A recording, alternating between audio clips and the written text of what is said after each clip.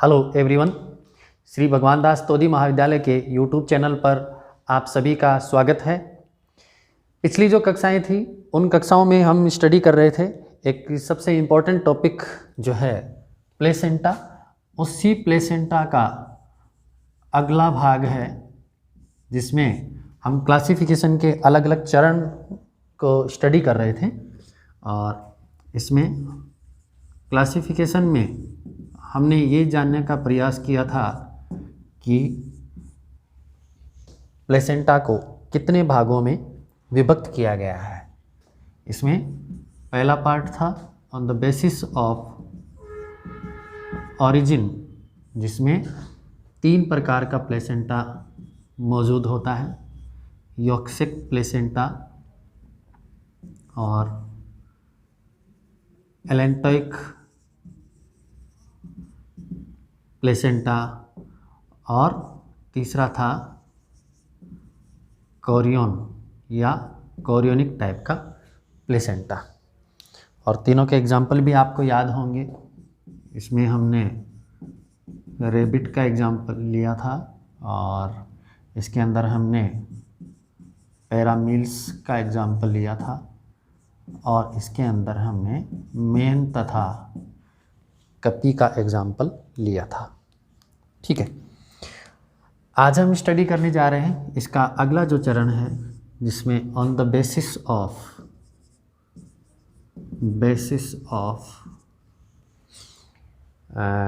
Intimacy.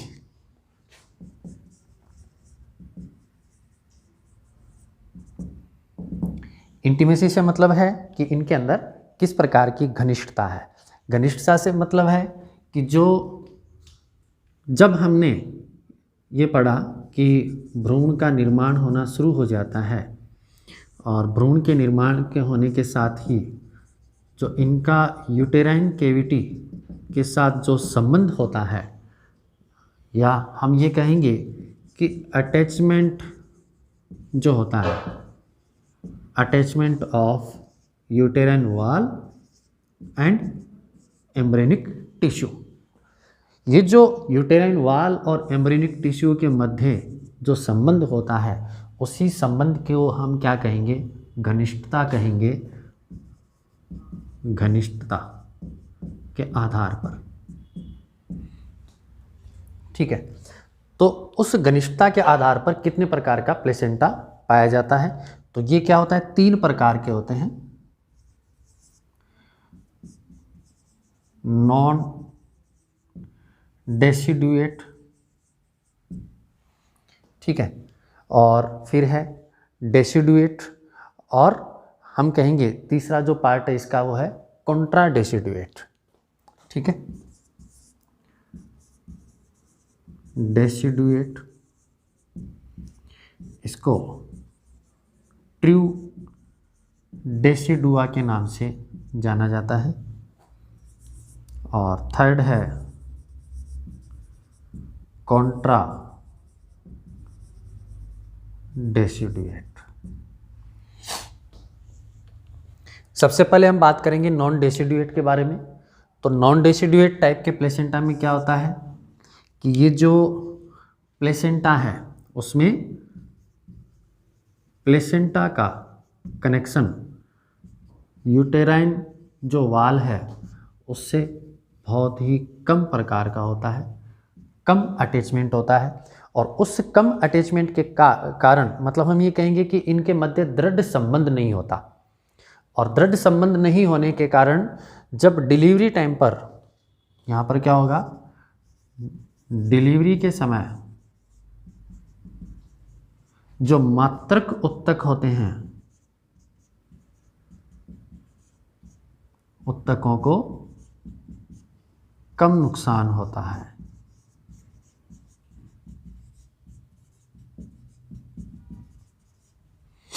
इसमें आप ये चीज़ याद रख सकते हैं कि नॉन डेसिडुएट टाइप का जो प्लेसेंटा है उसमें प्लेसेंटा का संबंध यूटेराइन वाल से बहुत कम होता है, अत्यल्प होता है, जिसके कारण डिलीवरी टाइम पर मात्रक उत्तकों को बहुत कम नुकसान होता है। और इस प्रकार का जो एग्जाम्पल है वो आप देख सकते हैं पिग के अंदर और घोड़े के अंदर, हॉर्स के अंदर। इन दोनों जंतुओं के अंदर आप देखेंगे तो आपको नॉन डेसिडुएट टाइप का प्लेसेंटा देखने को मिलेगा। ये भी क्या है, on the basis of intimacy, ठीक है, घनिष्ठता के आधार पर। नेक्स्ट है डेसिडुएट या ट्रू डेसिडुआ जिसको हम कहते हैं, वास्तविक प्रकार का जो प्लेसेंटा है उसको हम कहते हैं कि भी यहाँ पर क्या है, ये जो कोरियोनिक विलाई है, उन कोरियोनिक विलाई का इतना दृढ़ संबंध हो जाता है यूटेराइन वॉल से, जिसके कारण क्या होता है कि हम ये कहेंगे कि ये ट्रू डेसिडुआ के रूप में या ट्रू प्लेसेंटा के रूप में यहाँ पर मौजूद है। यहाँ क्या होगा, यूटेराइन वॉल का प्लेसेंटा से या कोरियोनिक विलाई से दृढ़ संबंध होता है, ठीक है। अब जहां दृढ़ संबंध होता है, एक तो क्या होगा, देखो आप एग्जांपल के तौर पर लें कि ये कोरियोनिक विलाई है और ये क्या है, ये कोरियोनिक विलाई है और ये यूटेराइन वॉल है। तो कोरियोनिक विलाई का यूटेराइन वॉल से केवल इतना संबंध है, तब तो वो क्या है, नॉन डेसिडुएट टाइप का। तो यहाँ पर क्या होगा, डिलीवरी के टाइम पर मात्रक ऊतकों को किसी भी रूप में क्षति नहीं होगी, क्योंकि हम ये जानते हैं अच्छे से कि जैसे ही डिलीवरी का टाइम होगा, भ्रूण का डेवलपमेंट होगा और भ्रूण का जन्म होगा, जन्म के साथ ही प्लेसेंटा को रिमूव करवा दिया जाएगा। तो जब यहाँ से प्लेसेंटा रिमूव होगा तो ये कोरियोनिक विलाई जो कि यूटेराइन वॉल से एक संबंध स्थापित कर रखा था उन्होंने, जब ये हटेंगी तो यहाँ पर क्या बहुत कम नुकसान होगा, इसका मतलब बहुत ही कम ब्लीडिंग होगी, ठीक है। किसमें, नॉन डेसिडुएट टाइप में, या होगी भी नहीं। दूसरी तरफ हम बात करें डेसिडुएट या ट्रू डेसिडुएट प्रकार में, तो यहाँ पर क्या है, कोरियोनिक विलाई का संबंध इतना गहरा हो जाता है, ठीक है, जिसके कारण क्या होता है कि जो प्लेसेंटा है उसको, और दूसरी चीज़ हम ये कहेंगे कि जो यूटेराइन वॉल है उस यूटेराइन वॉल को ज़्यादा नुकसान होगा डिलीवरी के टाइम पर। और यहाँ पर क्या होगा, जब ये हटेंगी तो निश्चित है कि यहाँ पर से ब्लीडिंग जो है वो शुरू होगी, ठीक है। तीसरी तरफ जो हम बात करने जा रहे हैं, कॉन्ट्रा डेसिडुएट टाइप का जो प्लेसेंटा है, जो कि पेरामिल्स टाल्पा उनके अंदर देखने को मिलता है। यहाँ पर क्या होता है कि जो यूटेराइन वॉल है उस यूटेराइन वॉल का कोरियोनिक विलाई से दृढ़ और ज़्यादा दृढ़ संबंध हो जाता है। तो ऐसी स्थिति में क्या होता है, डिलीवरी के टाइम पर बहुत बार ऐसा देखने को मिलता है कि यूटेराइन वॉल का भी कुछ हिस्सा जो है वो भी बाहर आ जाता है, जिसके कारण मात्रक ऊतकों को ज़्यादा क्षति पहुंचती है, ज़्यादा नुकसान पहुंचता है। तो एक तरीके से हम ये कहेंगे कि यहाँ पर डैमेज होने के चांसेस ज़्यादा हैं, ठीक है। तो दूसरा हमने लिया जो कि किन के अंदर है, ये जो है मैन, डॉग, कैट, इनके अंदर आपको देखने को मिल सकता है। मनुष्य के अंदर डॉग, कैट, जो कार्निवोरस एनिमल हैं उनके अंदर इस प्रकार का जो संबंध है, ट्रू डेसिडुएट टाइप का जो संबंध है वो देखने को मिलता है। यहाँ पर क्या होता है कि दृढ़ संबंध होता है, लेकिन मात्रक ऊतकों को हानि होती है, नुकसान होता है, ठीक है। तीसरा जैसे हमने बात की अभी कि कॉन्ट्रा डेसिडुएट टाइप का जो प्लेसेंटा है उसके अंदर क्या होगा कि मात्रक ऊतक तथा जो कोरियोनिक विलाई है के माध्यम से भ्रूणीय ऊतकों का संबंध और अधिक हो जाता है या अत्यधिक दृढ़ता से होता है।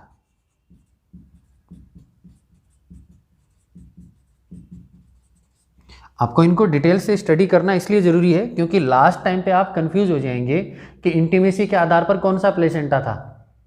आप इंटीमेसी और इम्प्लांटेशन में कंफ्यूज जरूर होंगे, लेकिन आपको कंफ्यूजन की ज़रूरत नहीं है। इंटीमेसी का मतलब घनिष्ठता रखना है और इम्प्लांटेशन का मतलब रोपण याद रखना है, ठीक है।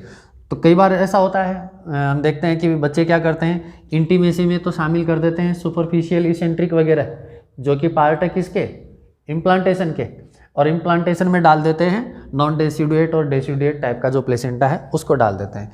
तो यहाँ पर जो दृढ़ संबंध हो रहा है, उस दृढ़ संबंधता के कारण क्या होता है कि मात्रक उत्तक ज़्यादा डैमेज होते हैं, उत्तकों को बहुत ज़्यादा नुकसान होता है,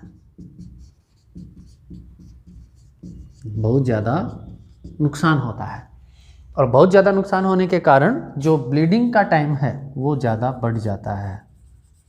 ब्लीडिंग टाइम जो होता है यहाँ पर इंक्रीज हो जाएगा। ठीक है, इनको आप किन में देख सकते हैं, पैरामील्स, टाल्पा, ये जो स्तनधारी हैं इनके अंदर आप इसको देख सकते हैं। ठीक है, तो ये है on the basis of intimacy, घनिष्ठता के आधार पर। आगे हम पढ़ते हैं on the basis of implantation. आप इसका स्क्रीनशॉट ले लीजिए।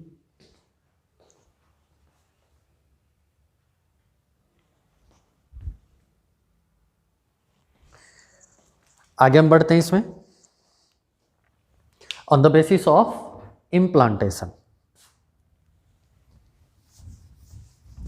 क्लासिफिकेशन में ही आप ये साथ साथ याद करते चले जाएं कि किस प्रकार का प्लेसेंटा किस में पाया जाता है।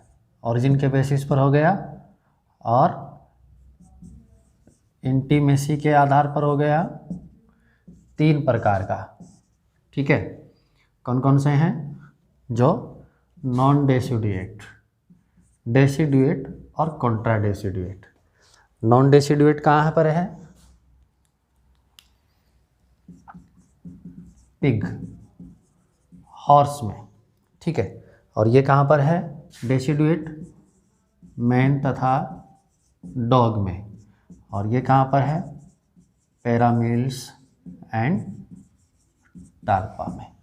ठीक है, जिससे कि आपको याद रहे कि किस प्रकार का प्लेसेंटा कहाँ देखने को मिलता है। आगे हम बढ़ रहे हैं इसमें, जो प्लेसेंटा का अगला चरण है, उत्पत्ति के आधार पर हमने पढ़ा, इंटीमेसी के आधार पर पढ़ा। अब हम पढ़ते हैं on the basis of implantation, मतलब रोपण के आधार पर, रोपण के आधार पर। रोपण के आधार पर कैसे, जैसे मान लीजिए ये यूटेराइन केविटी है, तो इस यूटेराइन केविटी के अंदर जो ब्लास्टोसिस्ट है,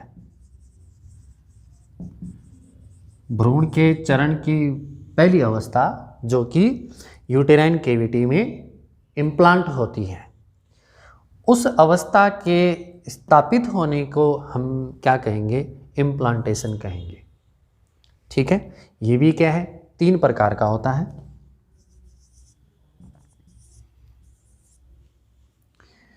सुपरफिशियल, ठीक है, इसेंट्रिक टाइप का प्रकार का, ये टाइप का होता है।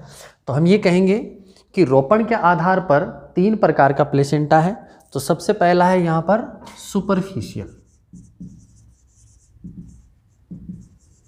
टाइप का प्लेसेंटा। ठीक है, दूसरा है इंटरस्टिशियल,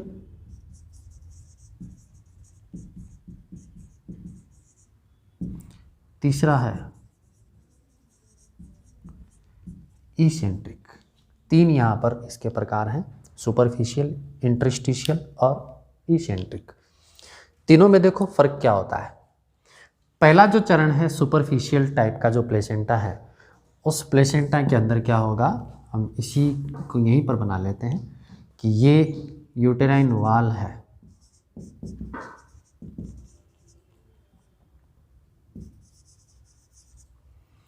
और ये है यूटेराइन कैविटी। इस यूटेराइन कैविटी के अंदर इस तरीके से जो ब्लास्टोसिस्ट है उसका रोपण हो जाता है, जिसमें आप देख पा रहे हैं कि यूटेराइन वाल का संबंध जो है वो इस ब्लास्टोसिस्ट से बहुत कम है ही नहीं एक तरीके से देखा जाए तो। लेकिन ये डायरेक्ट नहीं है, हम ये नहीं कह सकते एकदम फ्री है ये, लेकिन डायरेक्ट नहीं है, इससे प्रत्यक्ष रूप से इसका जो संबंध है वो नहीं होता है। ठीक है, हम ये कहेंगे कि प्रत्यक्ष संबंध यूटेराइन वाल से ब्लास्टोसिस्ट का नहीं होता।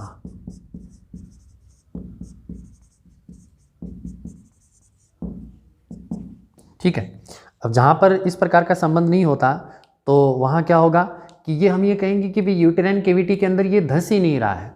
तो ऐसे एग्जाम्पल जहाँ देखने को मिलते हैं वहाँ पर क्या होता है कि जो मात्रक उत्तक हैं उनको डिलीवरी के टाइम पर बहुत कम नुकसान देखने को मिलता है, और ये होता है कैट, काऊ, रेबिट में भी देखने को मिल सकता है। एग्जाम्पल आप इसके लिख लें, कैट, काऊ, रेबिट। ठीक है, दूसरा जो प्रकार है इसका इंटरस्टिशियल। इंटरस्टिशियल में क्या होता है कि यूटेराइन कैविटी का संबंध ब्लास्टोसिस्ट से अधिक होता है।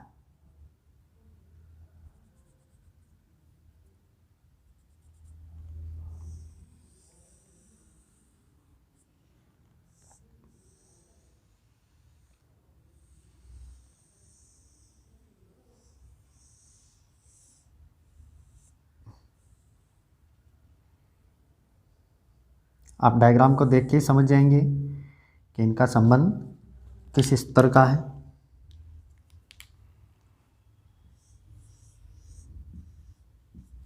ये इनर सेल मास है। ठीक है, आप देख रहे हैं यहाँ पर कि ये यूटेराइन वाल है, और यहीं पर जो डेसिडुआ बेसिलिस और डेसिडुआ पेराइटलिस और कैप्सुलरिस के भाग भी आप यहाँ पर देख पाएंगे। तो इंटरस्टिशियल टाइप का जो प्लेसेंटा है उसमें क्या है कि दृढ़ संयोजन होता है। दृढ़ संयोजन से मतलब है कि यहाँ पर जो यूटेराइन जो उत्तक हैं, मात्रक उत्तक हैं, क्योंकि यूटेराइन टिश्यू तो मात्रक उत्तक ही है, तो मात्रक उत्तकों का संबंध जो है वो इन भ्रूणीय उत्तकों के मतलब ब्लास्टोसिस्ट के माध्यम से यहाँ पर ज़्यादा हो जाता है, क्योंकि इसका रोपण जो वो अत्यधिक हो जाता है। ये एकदम धंस जाता है यूटेराइन कैविटी के अंदर, यूटेराइन वाल के अंदर ये धंस जाता है, एकदम से धंस जाता है, और धंसने के कारण डिलीवरी के टाइम पर यहाँ पर क्या होगा कि ज़्यादा नुकसान होगा। ठीक है, यहाँ पर क्या है, प्रत्यक्ष एवं गहरा संबंध होता है होने के कारण डिलीवरी के समय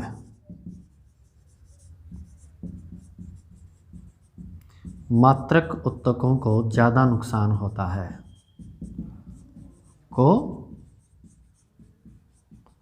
नुकसान होता है। ठीक है, तो इस प्रकार का जो है वो आप कहाँ देख सकते हैं, मैन और ऐप वगैरह में आप इस प्रकार का एग्जाम्पल देख सकते हैं कॉपी में।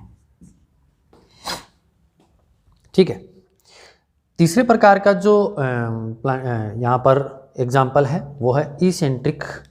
तो इसेंट्रिक में देखो क्या होगा कि ये जो यूटेराइन वाल है, यूटेराइन कैविटी और ये यूटेराइन वाल है, ये इस तरीके की संरचना का निर्माण कर लेते हैं।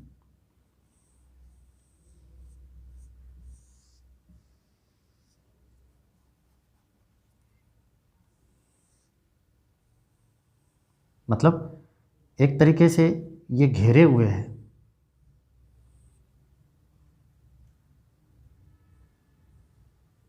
लेकिन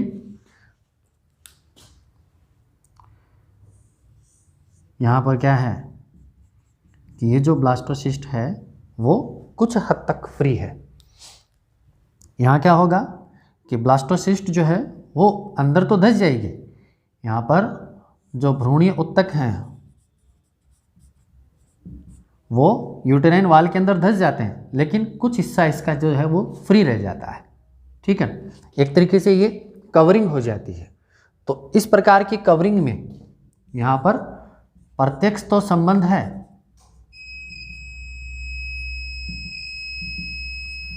लेकिन अत्यधिक गहराई नहीं।